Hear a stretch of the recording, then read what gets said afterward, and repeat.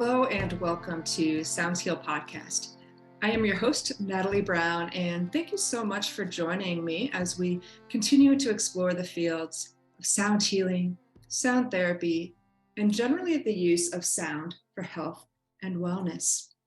Today we have with us Susy Schieffelin, the founder of the Copper Vessel and the Sound Healers Academy, and we explore her background, her challenges, and really some amazing transformation she experienced after the challenges of addiction, anxiety, alcoholism, and navigating those challenges, hitting rock bottom, and what led her to now what she offers so much light to so many people. It's truly an inspiring story. She's very open and vulnerable about her path and some amazing experiences she now has connecting with others, coaching and mentoring others. So a poignant time as we end 2022, going into 2023, to have this inspiration, to feel this blessing and brightness from Susy.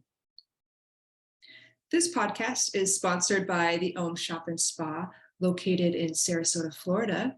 They offer the United States' largest showroom of vibrational tools, and they can really help assist you if you're looking to up-level your sound healing practice. So please do visit theomshop.com, or of course, if you're ever in Sarasota, Florida, check them out in person and their luxury spa as well. So thank you very much to the Om Shop for their sponsorship and support of this podcast. And I also want to thank all of you for your support and listening or watching this podcast.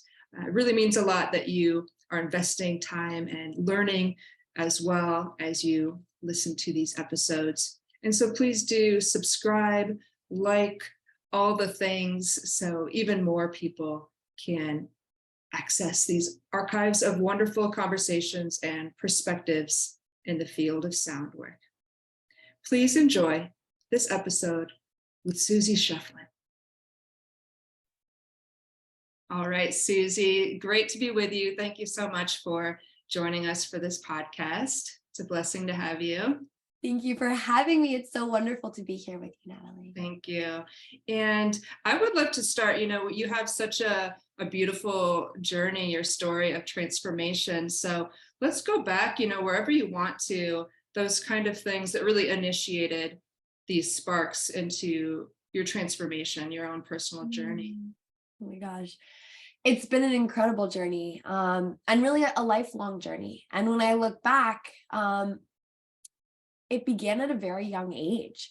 So I remember when I was very, very young, feeling very connected to energy, to vibration, and really to angels. And yeah, when I was, I think even like 2-3 years old, I would always talk to my mom about angels, ask her about them. I always wanted to dress up as an angel for Halloween, and she created a lullaby for me about angels. And I remember feeling this greater sense of connection beyond what other people could see. When I was about 7 years old, which I now know is when we experienced one of our first major shifts in consciousness, I became very afraid. I lost touch with the angelic realm and with the understanding of energies that I'd had, and I began to lose my hair. I started to have nightmares about fire at that time, and to experience a condition which I now know is called alopecia areata. So I started to have bald spots. And my mom couldn't, wrap her head around it. She was like, what's wrong with my daughter? I was this healthy little girl who was losing her hair. And so she took me to Western doctors who at that point just said, alopecia, there's no cause, there's no cure. Sorry, we can't help. So then she began to take me to other holistic healers, energy healers, homeopathic doctors, Ayurvedic practitioners, acupuncturists, and I began this quest to figure out what was wrong with me. Why was my hair falling out? And all the while, as this was taking place, I became very anxious. I developed this belief that something was wrong with me. My hair is falling out. Why is this happening? Everyone seems to be concerned. I don't want anyone to know. And I kept it as my biggest secret. So my mind got very, very loud. And it was really a lot of the time all I could think about. Can someone tell that my hair is falling out? And I wanted to keep it a secret so that I could be safe. And when I was in middle school, when I was in middle school, I was about 12 years old. That was when I first tried alcohol. And right away, it was like this thing I could do. I could drink alcohol and it would quiet my mind. And I felt tingly, I felt buzzy. And then the more I drank, the quieter my mind got, until it was like I was totally checked out. I was gone. And from that early age, really in high school is when I began actually drinking. It was like I would go to parties, and my friends would be drinking, and I would drink and do it in this way that it allowed me to check out, quiet my mind, and totally escape. So that was my solution, to the suffering that I was experiencing internally. And all the while I was going to Western doctors at that point, getting injections in my scalp every month, hundreds of shots of steroids to try to get my hair to grow back, which it would. At that point, it was just a spot here, a spot there. And I would get the shot, it would grow back, and then it would fall out over here.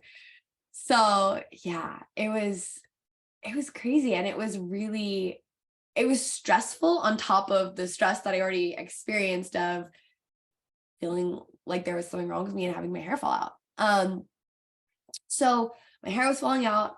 I turned to alcohol as my solution in high school and then in college. And to most people, it just looked like I party. It just looked like a high schooler or a college kid who liked to drink, liked to have a good time. But on the inside, I was feeling more and more disconnected from who I truly was, and I would wake up after a night of drinking and just feel so much shame.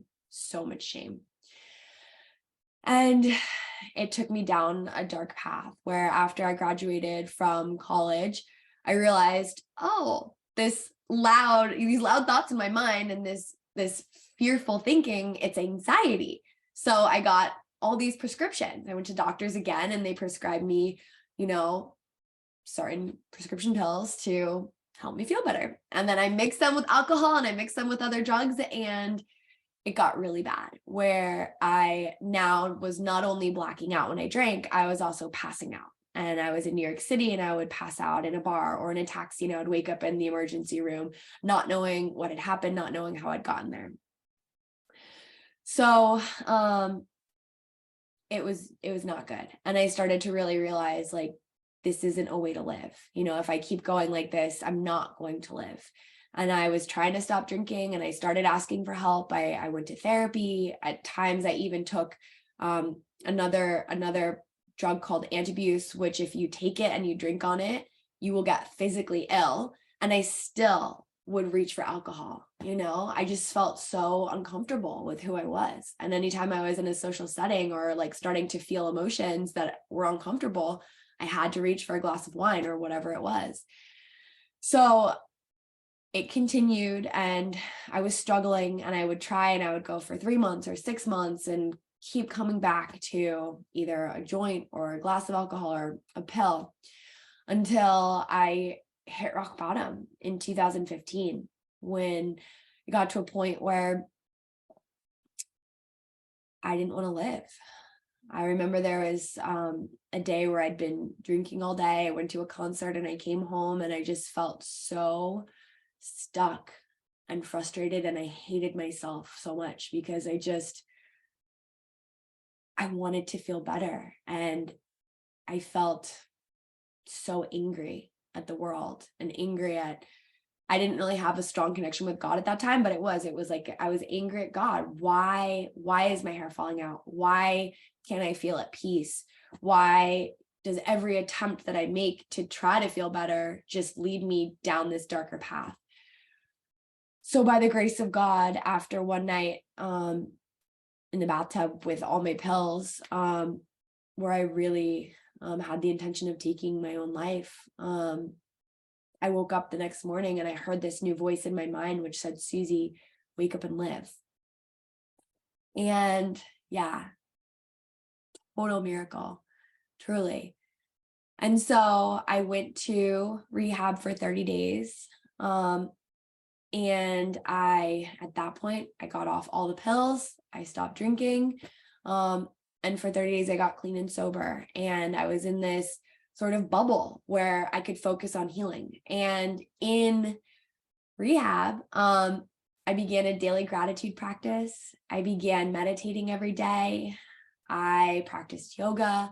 I received Reiki healing. And I developed this connection with the moon. There was a full moon eclipse while I was there. And I remember looking up and seeing the moon turn orange and feeling sort of this sense like I had felt as a little girl of this connection to something beyond myself, something greater than what I knew, what I had been experiencing, and this sense of hope, and in life.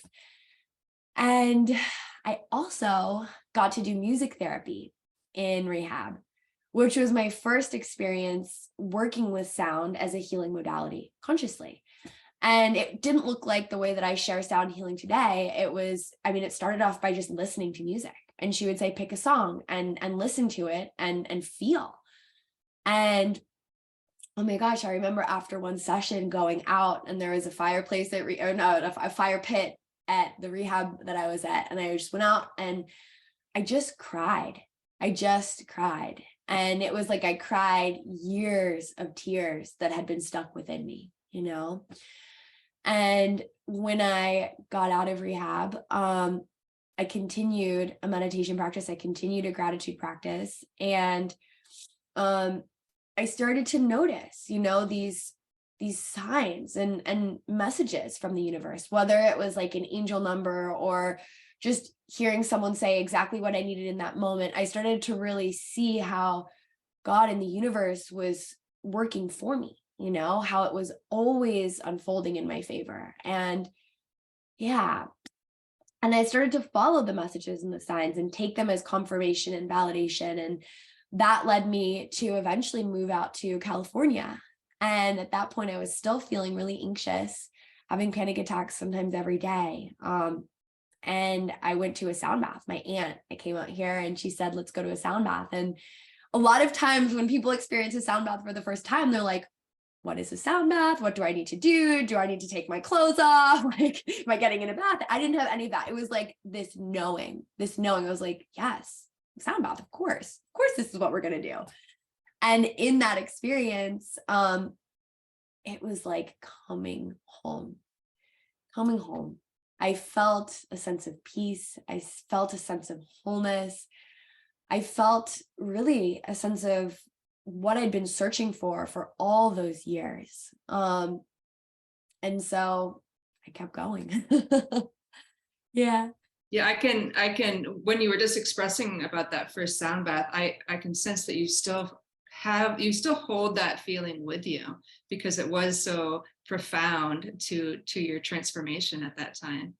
I can see that in you, that energy is still there. Wow. Well, thank you for, the struggles that you share really are part of how you offer light to others, just actually going through those things, navigating them, and to hit rock bottom and find the other side of it, be able to, bring forth the new is such a difficult but beautiful thing that you share that makes you really special, that, that you're shining your light after experiencing all that. So thank you for so openly sharing that with me and to others as well. Thank you. Thank you for listening. So what came next? So you experienced a sound bath. You experienced quite a lot. That sounds like the rehab that you were at really allowed you to dig deep and almost get some moments of wonderment that you had been missing, since maybe even childhood. So what were the next steps for you? What came next? So I kept going to sound baths, and I had just moved across the country. I didn't know very many people. So I got involved in a sober community and I went to sound baths, and that was it. Like, I had my day job. And then after that, it was going to meetings and going to sound baths. And I experienced sound baths with different practitioners, and I would say, oh, that's so cool. We used our voices in this one. Oh, that's so cool. He played a gong. Or, oh, that's so cool. This one was with crystal bowls. So I started to really have a variety of different experiences receiving sound healing. I also, through the first sound bath that I went to, the woman who led that, she was connected with a beautiful Reiki master named Andrea. And so I started to receive Reiki healings as well. So I started to receive a few different types of energy healing on a regular basis. And after a few months of that, and at that point, people were looking at me, like everyone in my life was like, Susy, what are you doing? Because I mean, in addition to the internal struggles, I mean, externally, if I look at pictures of myself, like I was 40 pounds overweight. The light had gone out of my eyes. I looked just like I was carrying so much heaviness, and I was physically carrying it as a reflection of that. And people were like, what's happening? Like, you are lighter. I was losing weight. The light was back in my eyes. I was like, I'm going to these sound baths. And where I grew up on the East Coast at that point in Connecticut, people didn't know what a sound bath was. People were like, what are these sound baths you're going to? So I went to a breathwork sound bath one Saturday night. And in the experience, I felt this guidance that was like, Susy, you need to learn this. You need to learn this so that you can share this, because you have a deeper purpose to help people. So I woke up from that sound bath and I went to the practitioner, his name is Guy Douglas. He's an amazing, amazing sound practitioner. And I said, Guy, I want to learn this. How can I learn this? And he said, I've actually been working with someone. She's been assisting me for 7 years, and she just decided to go off on her own. So I need some help. And if you would help me, I'd be happy to teach you. So I started learning and studying and assisting Guy. And at that point, I just thought it was so cool. I was like, this is amazing. Like, I get to come, I get to play the gong, it was like, I felt like a kid in a candy shop, nothing made me happier than coming to be of service and to learn and to experience and to hold space. And he hosts such beautiful events. So I started to study with him and had an amazing experience. And then that next spring, so I was studying with him for about 6 months. And then with my Reiki master, Andrea, who I'd been receiving healings from, I received my first Reiki attunement. And then shortly after that, I read a book called The Surrender Experiment by Michael Singer. And I had been feeling from months back, I have a deeper purpose. I need to learn this. I need to share this. And yet I'd still been showing up every day to my corporate job. It was great. It paid the bills. I had my health insurance. It was comfy, cozy, but I had been feeling within me, this isn't in alignment with my spirit anymore. Susy, you have deeper work to share. But I didn't want to quit because I was scared. I didn't know any other way. But I read that book, The Surrender Experiment, and I said out loud, I was like, I surrender, put me on my path. And maybe an hour later, my boss called me and she said basically that there was a new role in the company that they wanted me to take on, which was a position that I did not want to do. And I knew in my heart, I was like, this is not a promotion that I want. This is putting me in the opposite direction of where my soul is calling me. It was pulling me back deeper into corporate. And I said, I'm sorry, I can't accept this. I can't take this role. And she said, well, actually, if you don't, then you won't have your job. She wouldn't even fire me. She was just like, so I said, okay, then it is what it is. And without planning it, like, thank you, universe. I surrender. Message received. In that moment, it happened, and I quit my job. And I was like, oh my gosh. I called my mom, and I was like, Mom, I just quit my job. And she's like, Susy, it's much easier to find a job when you have a job. Why would you do that?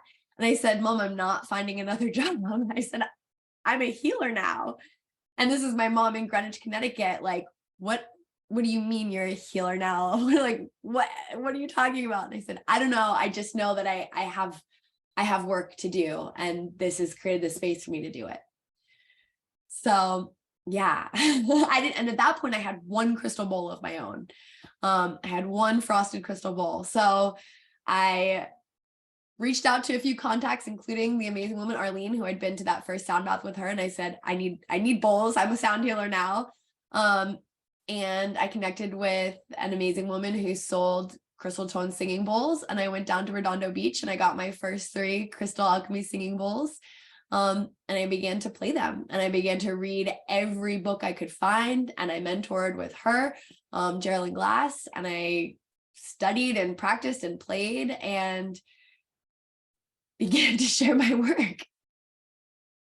That is amazing. I mean, literally everything led you to this. It just, the door opened, and those synchronicities, between Guy just being ready to take on another intern or apprentice, and your job. I mean, it's like once we can just kind of suspend any of those worries, that disbelief that something's possible, you allow it, and it can blossom even better than you imagine once you surrender. Truly, Yeah, truly. Yeah. I love what you said, better than you can even imagine. better than you Like can. Yeah. the things that I was imagining were great, but what has actually taken place through surrender is beyond anything I could have dreamed of. Yeah. Yeah. Oh, it's so beautiful. Yeah. And the power of the mind can be, kind of our worst enemy, but it can be really a powerful tool as well. Mm-hmm. Okay. So let's talk about, I don't know exactly the order of how this developed for you, but you are the founder of the Copper Vessel. You have the Sound Healers Academy. I mean, this has really blossomed for you at an amazing rate, and just people are so open. I think it's because it's so needed right now. When did you launch the Copper Vessel? And can you talk a little bit about what that means, the origin of naming it that? Yes. Yeah. Yes.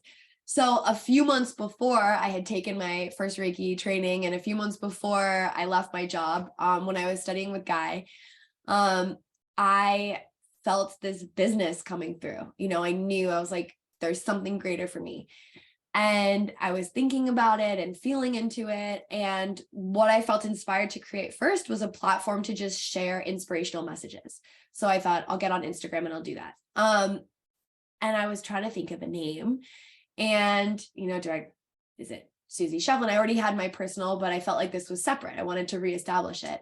And one night I woke up in the middle of the night and I had like all these downloads coming through, all these names, and I had a pen and paper and next to me and I'm writing them all down. And all of a sudden I reached for a glass of water from my bedside table, which I always keep on my bedside table, a copper vessel. And I got that copper vessel when I was in high school. My mom had taken me to an Ayurvedic practitioner to try to see, what we could do about healing my experience with alopecia. And one of the things that practitioner had told me was to drink water from a copper vessel every day. So I had this copper pitcher, this copper vessel on my bedside table, and I just had this thought, copper vessel. And one of the books that impacted me immensely during my spiritual awakening is The Alchemist. And I loved the idea of alchemy. And so I looked into, what does copper symbolize? What does it mean? What's the deeper meaning of this metal, right? Beyond just a pitcher that holds water that has negative ions and can help with hair loss. And copper conducts energy, it represents the divine feminine. It's a metal that is great as an alloy. So it becomes better when it's fused with other metals. It becomes stronger. It has a wider purpose, right?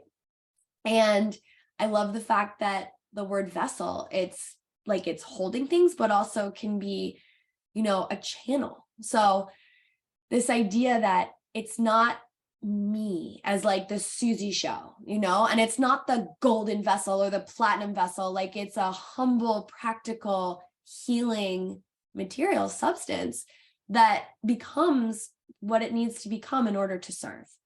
So I thought that's beautiful. And I created that as my Instagram, and I started posting quotes on there.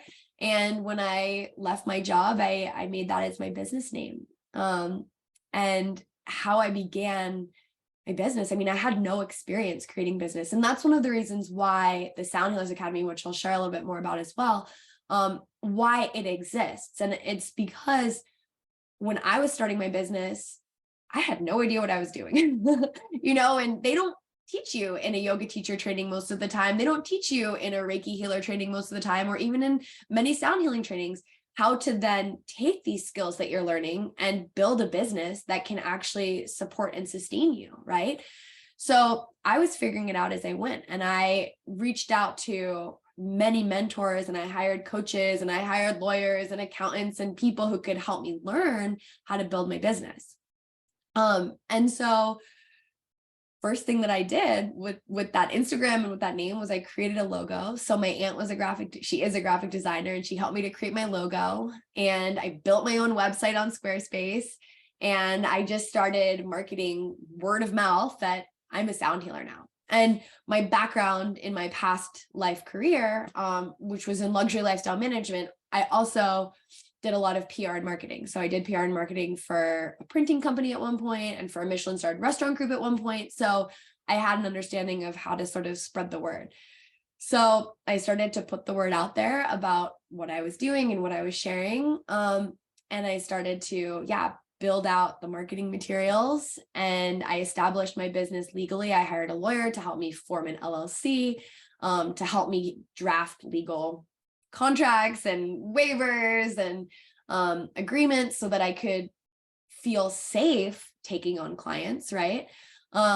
Energetically, and to do it responsibly and to do it legally, which I think is really important, to be grounded in the 3D world as we're sharing this very multidimensional energetic healing. So that was sort of what happened. And I held my first group sound bath on the beach.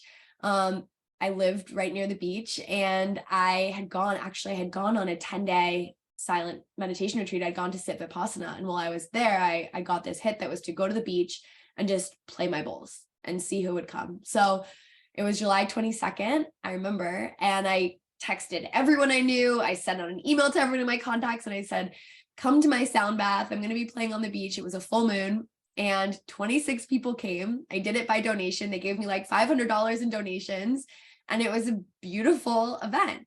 And from there, I had reached out to meditation studios, and they got back to me and they said, we'd love to have you come teach a class. So I started teaching at meditation studios. I began working at treatment centers and sharing with other people who were getting into sobriety and recovery. And any opportunity that I got, I would just share sound healing. I feel like I'm talking your head up. No, it's amazing. Yeah, before you go on to talk about the academy, just, the beach, 26 people, and you've done massive events as well, like thousands of people, like as far as like how amazing this is, how it's blossomed for you. What is like a highlight that really stands out for you? Probably that beach, but maybe is there one other that you really hold with you that this was big, this was profound? There's probably a lot.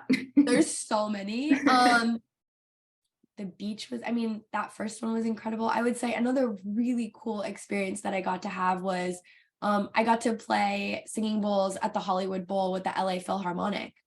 So that was amazing. And again, another example of how through surrender and trusting and just being open. I before that happened, I was in Costa Rica, and I was it was a summit of consciousness, and I was in a deep meditation. And in that meditation, I saw thousands of people before me, and I was like, oh, I'm going to be doing sound baths for a lot of people. And that was just what I took away from it. Got out of that meditation that I'd been in, and when I checked my email, I had an email from someone that said, we'd love to invite you to play with the LA Phil at the Hollywood Bowl. It's 2 weeks from now. Are you available? And when I look back through these moments, whether it's playing on the beach, whether it's the moment when I quit my job unexpectedly, when I had the download of the name and created my Instagram, or even when I asked Guy, how do I learn? It's like this breadcrumb of inspiration, of guidance comes in, and the mind wants to say, no, don't listen to that. Keep doing what you've been doing, or you can, or who are you to do that? But the quiet, strong voice of my soul is like, do it, and I'm like, okay, I just say yes. And it's like this calm feeling and this knowing that yes, it's scary and it's working out. It's leading to something, like you said, greater than what I could imagine. So I just replied yes to the email. I was like, yes, I'm available. Even though my mind was like, is this a scam? How did they find you? Hollywood Bowl, LFO, what? But I just said yes. And it was incredible. There was 14,000 people there. It was so beautiful. And I just thought, they weren't coming because it was a sound bath. They were coming because it was the LA Phil and it was the celebration of the 50th anniversary of the moon landing. But I got to bring this consciousness, right? This consciousness of healing to those people. And as I walked off stage, there were people in sort of there's picnic tables in the front, and they were like, what were those things? What were those bowls? And they felt it, it activated them in some way. So I love having the opportunity to share in mainstream settings where people may not even know what it is, and it opens something within them, That's another cool thing. I'm really grateful. Anyone who flies right now on a United flight has the opportunity in the in-flight entertainment. They can experience one of my sound baths. It's just right on there to be like, listen to a sound bath. So someone who's on a plane feeling anxious or traveling somewhere, maybe they're going home for a funeral, who knows? And maybe they're having a tough day or they've just not feeling good. They can experience a sound bath. It's just in the palm of their hands. So I'm so grateful for how these little breadcrumbs have led to incredible opportunities. That is amazing. Wow. And introducing it to people that might never experience it, never have that chance. And that's right. When people ask, well, what is this sound bath? What is this sound healing? Gosh, if they can just experience it, they'll know, they'll really feel it. And that's just so beautiful. It's like a lesson in trusting yourself and just really leaning into your path, that the opportunities will be there. It's limitless. Yeah. Truly. Beautiful. It truly is. Yes. So yeah, tell us a little bit about your course offerings through the Academy and what that looks like.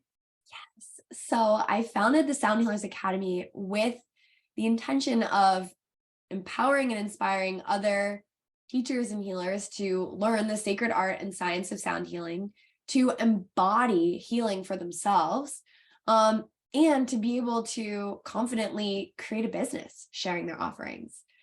So the Sound Healers Academy is a 3-month virtual training where we focus on crystal singing bowls. They can be alchemy bowls or they can be frosted crystal bowls. But we learn about the art and science of sound healing. We learn about energy healing in general. We learn about holding space, guiding meditations, creating ceremonies. We have a very strong emphasis on a personal practice. So students do learn, of course, how to structure sound baths, how to structure one-on-one sessions, how to work with clients, but it has to begin with them. So we have a lot of structures in place to help hold them accountable and support them in playing their bowls every day and doing breath work and meditation and healing work for themselves, in order to really fully embody the consciousness and the healing that they were born to share, right? And from that, they tap into their own unique alchemy, right? So for me, the way that I share sound healing and the way that my sound baths impact people has a certain essence, and the way that you do is the same. Like it comes from the light of your soul, which of course we're all connected, but the way that it manifests through you comes from you knowing who you truly are and what you're here to offer. So the training, that's another, I would say, highlight of my life is every time we have a graduation, to hear what the students are sharing about how, I thought I was just coming to learn how to play a bowl, and my whole life has transformed. I've never felt more confident. I've never felt more a part of a loving community. I've never dreamed that life could feel easeful. It's still life. Of course, life has challenges and obstacles, but to be able to see the challenges and obstacles from this zoomed out perspective and this beautiful expanded consciousness of it's all happening for me and it's working out better than I can even imagine. So it's an amazing training and it's so much fun. And another thing that I love, I could talk about forever, but I bring in a lot of amazing masterclass teachers. So I teach the core curriculum. There's a team of mentors that supports the training. So everyone in the training gets really, really hands-on guidance, support. You're in a group chat, you have a mentor you can reach out to with any questions, any challenges, anything that's coming up. If you're having a breakdown, we help guide you to a breakthrough. But then the masterclass teachers come in and teach on subjects like the legal elements of having a healing practice. So I'll bring in a lawyer, the marketing elements. So someone will come in to teach on digital marketing and building your brand. We'll bring in other supplemental offerings like cacao and creating cacao ceremonies, or mantra and chanting, or, we have a deep dive into music theory, or we'll have someone to teach astrology. So things that might potentially inspire the students. Not everyone's going to feel called to astrology, or not everyone's going to feel called to cacao, but it might help to activate other things that help to expand their practice. So it's a really robust training. And it's so much fun. We just had a masterclass today. An incredible teacher named Rebecca Rivera came in to teach about yoga nidra and holding space. So it's so much fun. It's like the best 3 months. And at the end, everyone's like, wait, it's over. I'm like, it's not over, because we have an incredible alumni community. So the training continues even after it's concluded, and we have connection calls. We're going to have retreats next year. It's such a beautiful training, and I'm so honored that I get to guide it. Oh, wow. That sounds fabulous. I mean, it sounds inspirational for everyone involved. And you're right, with those master classes, or just introducing people to these different ways, these different approaches, again, as a reminder just how limitless this field is, right? Everybody has their own way. Yeah. And it's just finding that. Yeah. Well, really one final question, or maybe it'll go into two. But really kind of this time we're at the end of 2022, going into 2023. Maybe just kind of a sense of both your perspective for the people that you're working with, what you think is important to note as we're going into the winter season, this kind of more inner work season. But also, like, for you personally, what are you really excited about right now? What curiosity is coming forth? So kind of the perspective of an energetic collective perspective of right now, but also for yourself too. So I feel so excited about what is to come. I feel a sense of just great expansion. I think that it's a challenging time to be on earth right now, but it's leading us to incredible awakening. And for me, I just feel so inspired and excited to continue creating opportunities to be of service and to empower people. And I have really exciting things happening in the Sound Healers Academy. And this time of year, it's like a push-pull. As you mentioned, as we approach the solstice, it's, especially in the Northern Hemisphere, it's the darkest time of the year. It's an invitation to go within. And I think it's natural for our souls to quietly but strongly whisper, go within, reflect, digest. This year is the year that we've really come out of the pandemic. So much has happened. So much has happened over the past 2 years. Like, there's so much to digest. And as the world has returned back to some sense of normalcy, right, we're being pulled outward more than ever, and I think what took place during the pandemic was beautiful. We got to be inside, but we also got desensitized to like that external pull. And now it's like the holiday season and hustle bustle and do this and do that and go out and celebrate and look to the future and next year and newness and this. Just as I shared, I'm like, I'm so excited for what's to come. But I think the invitation is really to slow down and pause and reflect. I learned of a beautiful practice. It's not revolutionary, but it's something that I'm going to be doing for the first time personally this year, which is to spend a day reflecting on each month of the year. So to really take a full day reflecting on January and digesting it, right? A full day reflecting and digesting on February, and so on and so forth. And I heard someone say recently that wisdom doesn't come from experience, it comes from reflecting on experience. So really taking time right now to go within and reflect on all the experiences that we've had over the past 2 years, over this past year, and digest it. We live in a society where it's more, but we've eaten a really big meal. And I think it's time to digest it, take it in, and integrate it so that we can move into the new year having embodied the lessons, the blessings, and the healing that has been available for us already in this year that we've just moved through. Right. I love that. Yeah, it's almost reflecting on this year, but also what do we want to bring into the next season? What do Yeah. we want to keep Yeah. integrating and moving on with? And oh, that's beautiful. Thank you for that. Yeah. Thank you for Yeah. asking. Well, any last things you want to leave us with? Any last words for people just getting into this field of sound healing, or anything that we should be looking for coming up from you? Mm. I would say words of wisdom about working with sound, and it kind of ties into that last message that I shared, which is that sound is pure creative potential. It opens us up to the infinite possibilities of who we are, and sound helps to move energy. And so really, again, reflecting on what you are letting go of, what you're releasing. And I think sound, in my experience personally, and in the people that I've worked with, it can help us to shed all that we are not so that we can remember who we are. So if you're listening to this and you're interested in sound healing, or you're beginning your path, your journey with sound healing, or even if you're far down that path, like really allowing sound to be this conscious tool for release, for shedding, and for remembering, and for coming home, knowing that you are already perfect and whole and complete, and that's what I learned. And that's why I'm sitting here with no hair on my head today by choice, because working with sound helped me to recognize and release that self-judgment and all the things that I picked up throughout my life that weren't me, the stories, the beliefs that I wasn't already whole. And to recognize this, knowing that if God, if the universe wanted me to have hair, I would have it, and to accept who I am exactly the way that I am. So,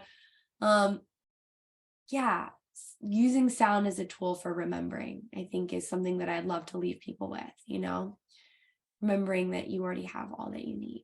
And if you want to explore that journey further with me, if you have questions about anything that I've shared, if you want to relax with me, I have a monthly sound healing membership, which has live events every month for the new and full moons and for the solstices and equinoxes, as well as a whole extensive on-demand library of sound baths for all different intentions. I would love to share that with you, the Copper Vessel Collective membership.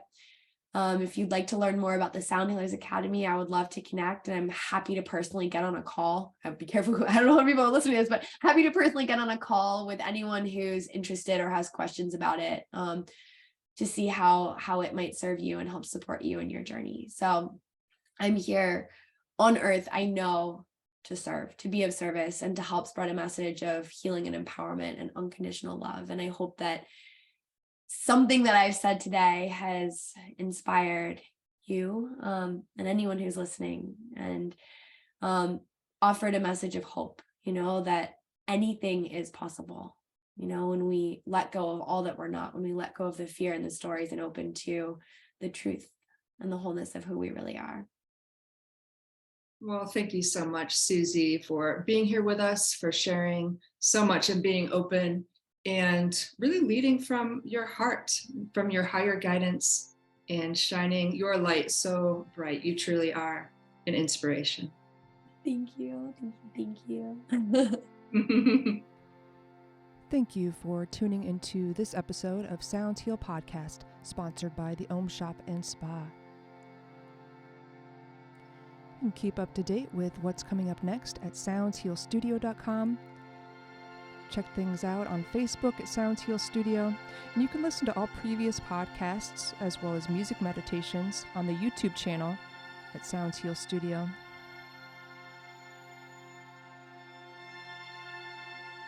Be well and stay tuned.